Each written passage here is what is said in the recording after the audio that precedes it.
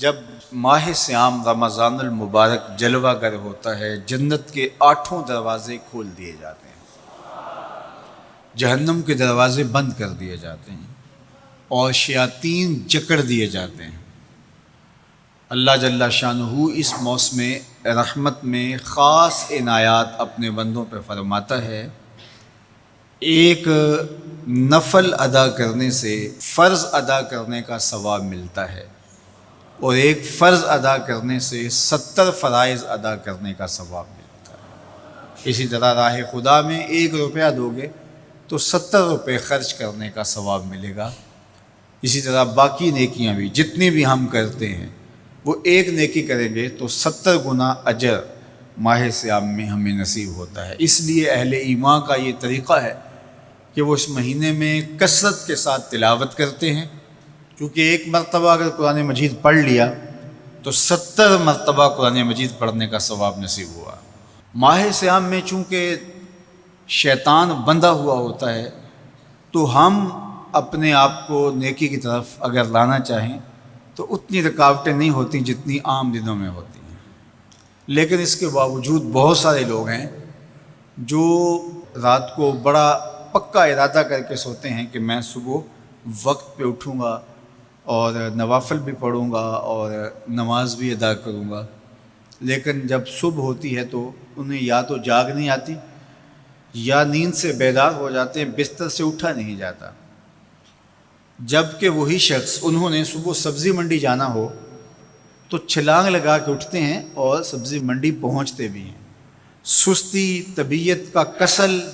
نہیں ہوتا۔ عمومی طور پہ ہم اپنے آپ کو بیمار تصور کر لیتے ہیں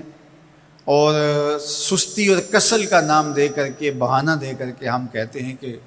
بس کیا کریں، ہم کو ارادہ کرتے ہیں روز لیکن ہم سے اٹھا نہیں جاتا، بس طبیعت اس طرح کی ہے، کسل ہے، سستی ہے۔ یہ بات ذہن میں رکھیے گا کہ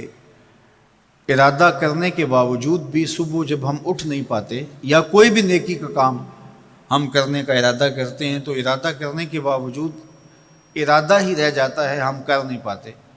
تو اس کا سبب یہ ہوتا ہے کہ بہت سارے ہم گناہ کر چکے ہیں اور ان گناہوں کی وجہ سے ہم نیکی کی توفیق نہیں پاتے۔ حضرت حسن بصری رضی اللہ تعالی عنہ نے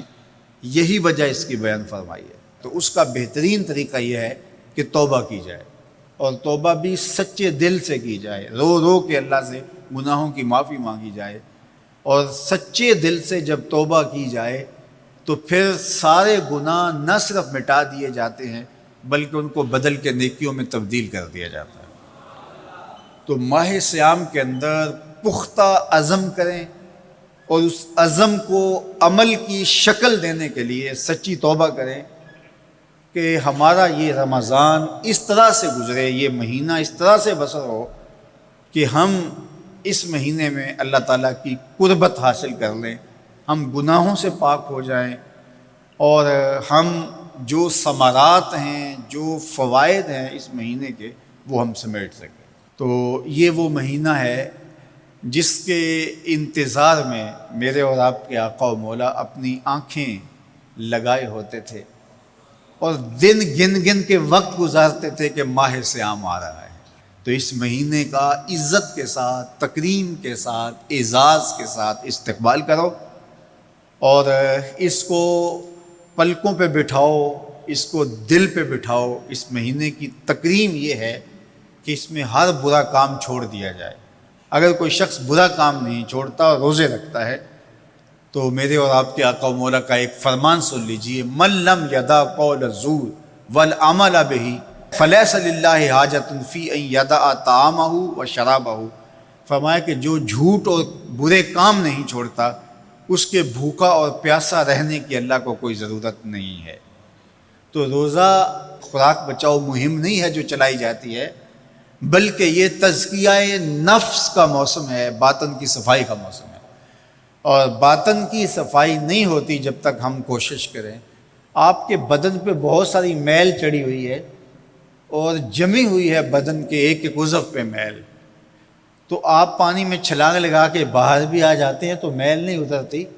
چلو کچھ نہ کچھ فرق تو ضرور پڑ جاتا ہے، لیکن میل نہیں اترے گی۔ میل کب اترے گی؟ جب آپ اپنے بدن کو مل مل کے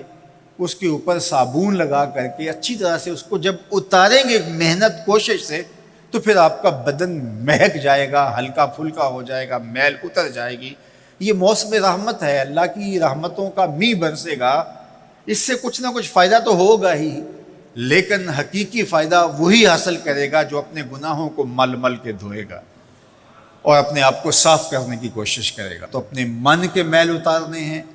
اپنے باطن کے میل اتارنے ہیں، اپنے اعمال کی درستگی کی کوشش کرنی ہے۔ صلاۃ التراویح مسجد میں نہیں آ سکتے تو گھروں میں پڑھ لیجئے، جس طرح بڑی عمر والے لوگوں کو، بیمار لوگوں کو کہا گیا کہ آپ گھروں میں پڑھ لیں، بچوں کو کہا گیا، لیکن چھوڑیے گا نا، یہ رمضان المبارک کا خاص عمل ہے۔ آج کل دین بیزار طبقہ مختلف جگہوں پہ بیٹھ کے مسجد پر، مدرسے پر، تراویح پر،